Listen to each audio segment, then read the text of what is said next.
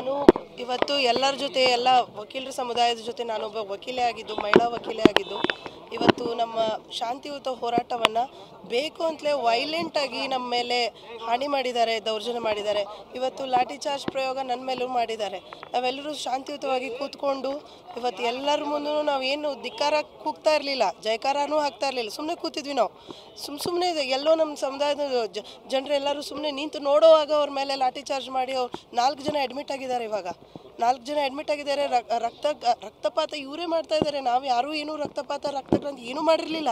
ಇವ್ರು ನಮ್ಮನ್ನು ಬೇಕಂತ ಭುಗಿಲೆಬ್ಬಿಸಿ ದೌರ್ಜನ್ಯಕ್ಕೆ ನಮ್ಮನ್ನು ಈಡು ಮಾಡ್ತಾ ಇದ್ದಾರೆ.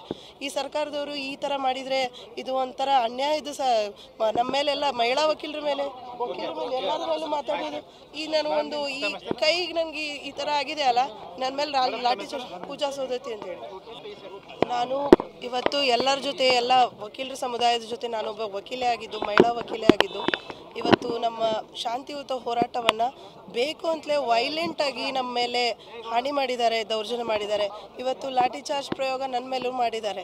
ನಾವೆಲ್ಲರೂ ಶಾಂತಿಯುತವಾಗಿ ಕೂತ್ಕೊಂಡು ಇವತ್ತು ಎಲ್ಲರ ಮುಂದೂ ನಾವೇನು ಧಿಕ್ಕಾರ ಕೂಗ್ತಾ ಇರಲಿಲ್ಲ, ಜಯಕಾರನೂ ಹಾಕ್ತಾ ಇರಲಿಲ್ಲ, ಸುಮ್ಮನೆ ಕೂತಿದ್ವಿ. ನಾವು ಸುಮ್ಮನೆ ಎಲ್ಲೋ ನಮ್ಮ ಸಮುದಾಯದ ಜನರೆಲ್ಲರೂ ಸುಮ್ಮನೆ ನಿಂತು ನೋಡೋವಾಗ ಅವ್ರ ಮೇಲೆ ಲಾಠಿ ಚಾರ್ಜ್ ಮಾಡಿ ಅವ್ರು 4 ಜನ ಅಡ್ಮಿಟ್ ಆಗಿದ್ದಾರೆ. ಇವಾಗ 4 ಜನ ಅಡ್ಮಿಟ್ ಆಗಿದ್ದಾರೆ.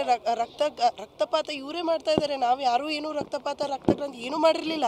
ಇವ್ರು ನಮ್ಮನ್ನು ಬೇಕಂತ ಭುಗಿಲೆಬ್ಬಿಸಿ ದೌರ್ಜನ್ಯಕ್ಕೆ ನಮ್ಮನ್ನು ಈಡು ಮಾಡ್ತಾ ಇದ್ದಾರೆ. ಈ ಸರ್ಕಾರದವರು ಈ ಥರ ಮಾಡಿದರೆ ಇದು ಒಂಥರ ಅನ್ಯಾಯ. ಇದು ನಮ್ಮ ಮೇಲೆಲ್ಲ ಮಹಿಳಾ ವಕೀಲರ ಮೇಲೆ ಎಲ್ಲರ ಮೇಲೂ ಮಾತಾಡೋದು. ಈ ನಾನು ಈ ಕೈಗೆ ನನಗೆ ಈ ಥರ ಆಗಿದೆ ಅಲ್ಲ, ನನ್ನ ಮೇಲೆ ಲಾಠಿ ಚಾರ್ಜ್ ಪೂಜಾ ಸೌದತ್ತಿ ಅಂತೇಳಿ.